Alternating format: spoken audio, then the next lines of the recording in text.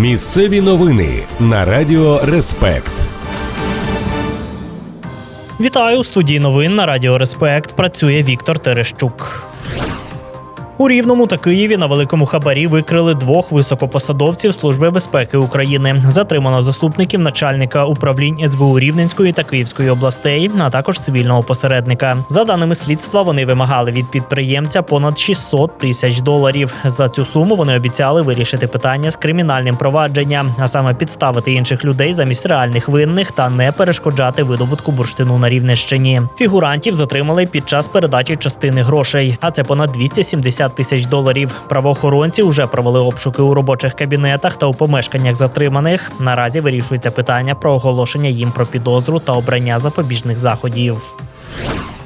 До 15,5 років тюрми засудили хмельничанина за диверсію на залізниці та співпрацю з ворогом. Такий вирок виніс суд 25-річному чоловіку, який передавав російським спецслужбам координати військових частин у Хмельницькому. Окрім шпигунства, засуджений вчинив диверсію. За вказівкою куратора він підпалив релейну шафу на залізниці. За виконану роботу чоловік отримав $200 у криптовалюті. Правоохоронці затримали зловмисника ще восени минулого року. Також, окрім тривалого терміну за ґратами, у нього конфіскують усе майно.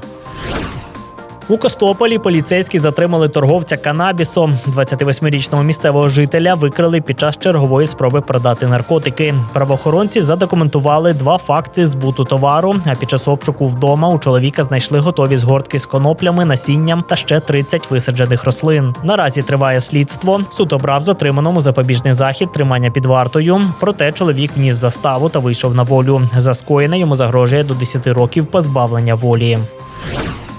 У Хмельницькому викрили керівника благодійної організації, який привласнив понад $1 мільйон зібраних на потреби армії. Виконавчий директор фонду оголосив в інтернеті збір на автомобілі для 2 бойових бригад. Слідчі встановили, що $700 000 пожертв від громадян чоловік перевів на особистий рахунок та витратив на власні потреби. Окрім того, він привласнив ще $400 000, які йому передали 2 військових спеціально для закупівлі автівок для фронту. Наразі підозрюваний перебуває під цілодобовим домашнім арештом. Йому загрожує відповідальність за шахрайство в особливо великих розмірах.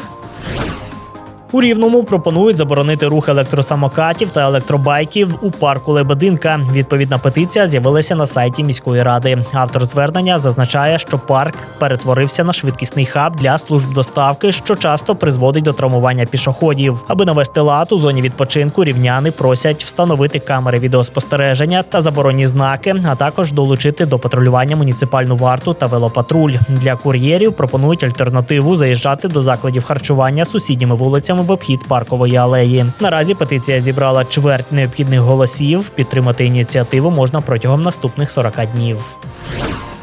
Ще 3 ліцеї Рівненщини долучилися до всеукраїнського проєкту профільної старшої школи. З нового навчального року в області вже 6 освітніх закладів впроваджуватимуть нову модель навчання. До пілотної програми Міністерства освіти увійшли Степанський ліцей, а також ліцеї номер 2 у Здолбунові та Дубровиці. Раніше цей статус уже отримали школи у Вараші, Зорі та 13-й ліцей Рівного. Окрім оновлених програм, участь у проєкті дасть закладам фінансову підтримку. Зокрема, коштом субвенції нової української школи у ліцеях облаштують сучасні навчальні кабінети та лабораторії.